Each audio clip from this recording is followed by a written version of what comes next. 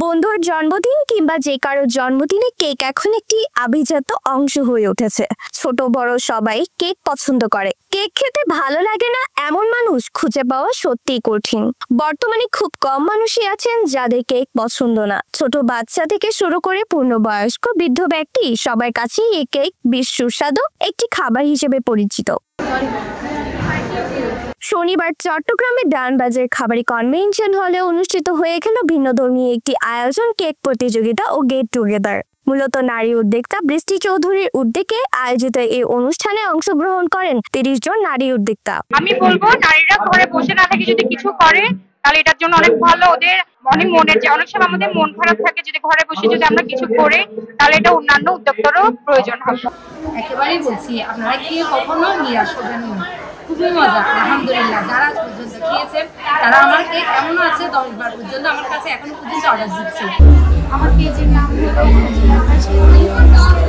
সবাই like and follow করবেন আর আমার জন্য সবাই দোয়া করবেন। এই যে থাকে না ডালডা বা বাসি মাখন প্রচুর পরিমাণে কালার ইউজ করে, মানে আমার পেট খারাপ করে তাই খাওয়ার পরে। এইগুলো তো হয় একটা ভালো একটা থাকে, মানে হাইজিন মেনটেন করে, হাইজিন মেনটেন করে বসেছে সবার কাজের পিছনে সবার পেজের নাম খারাপ হবে এটা একটা ভয় থাকে, যার কারণে তারা সর্বোচ্চ চেষ্টা করে হোমমেড এগুলো বানাচ্ছে। যেটা দোকানে হচ্ছে না, ওরা হচ্ছে বিজনেস টাকা মুনাফা চিন্তা করে আমাদের চিন্তা করে কিছু করছে।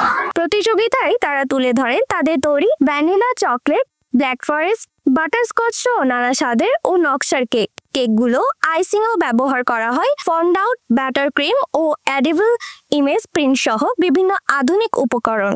অনুষ্ঠানে প্রধান অতিথি হিসেবে ছিলেন গার্লস প্রায়োরিটি প্রতিষ্ঠাতা তাসনুভা আনোয়ার। এই কেক কম্পিটিশন প্রতিযোগিতায় প্রথম বিজয়ীকে পুরস্কার হিসেবে দেওয়া হবে ডায়মন্ডের নোজপিন। উক্ত কম্পিটিশনে অংশগ্রহণকারী উদ্যোক্তারা প্রতি বছর আয়োজনের প্রত্যাশা ব্যক্ত করেন। রিদিতা চক্রবর্তী, একান্ত টিভি, চট্টগ্রাম।